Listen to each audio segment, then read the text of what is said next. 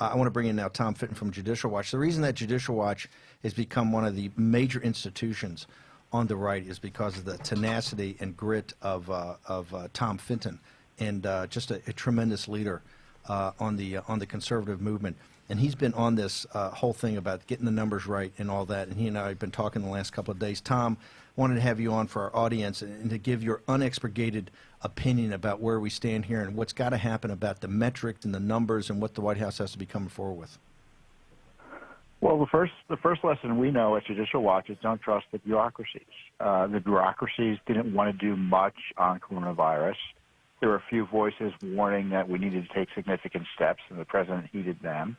And so in reaction, the bureaucracies go overboard and want to destroy the country's economy in order to cure the pandemic, which is a wild experiment that has no basis in science or reality. And I'm not against using models. I'm not against trying to estimate where problems will arise and deploying resources adequately. But right now, we're not doing any of that. We have just indiscriminately and for a lengthy period of time shut down people, keep people in their homes, and destroyed businesses without any fair foundation. And we were told last week, Steve, that 100,000 people at least would die with mitigation. So it assumed the shutdowns would still result in 100,000 people dying. Now the latest numbers are around 60,000 names, showing that Dr. Fauci, his initial analysis last month was right, that this will be like a severe flu crisis. Now, it's worse than the flu in that you don't want to get it, and the complications from it can be lifelong.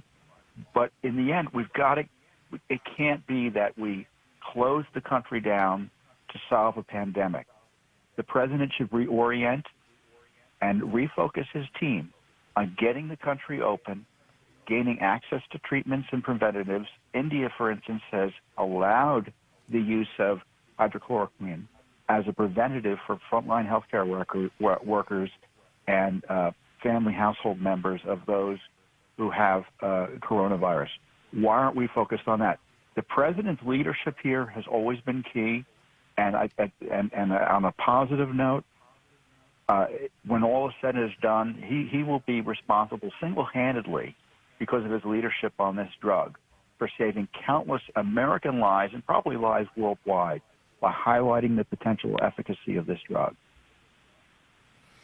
What do you think ought to happen right now, since we're in the middle of this thing? And you see, you're absolutely correct. You heard this is why we're hammering on Dr. Birx and others talking about the underlying assumption in this model, still from Dr. Murray in Washington, is that there's another mitigation period of basically a lockdown all the month of May, and this really comes up for discussion at the end of May, the beginning of June. What would you recommend for the White House briefings for Dr. Fauci, for Dr. Birx, and what course of action do you think ought to be taken right now? In terms of reemphasizing and reorienting the task force, they need to start modeling the destruction to the economy, the destruction to our healthcare system as a result of this shutdown, because it's like the whole patient approach. The whole patient needs to be treated here, and you can't destroy the healthcare system in order to save lives, which is now what this current economic shutdown is doing, because hospitals are laying off workers, doctors are losing their practices and having to throw out staff. People can't get elective medical treatment, and as you know, elective is a mighty elastic word. So the damage here is terrible to the healthcare system, and we're not hearing that from the voices we're seeing at the White House press conference. I think Dr. Fauci and Dr. Birx are doing their darndest to try to save lives, but they have a particular point of view, and the numbers they've been relying upon, however much in good faith, have turned out to be phantom numbers. The goalposts aren't moving.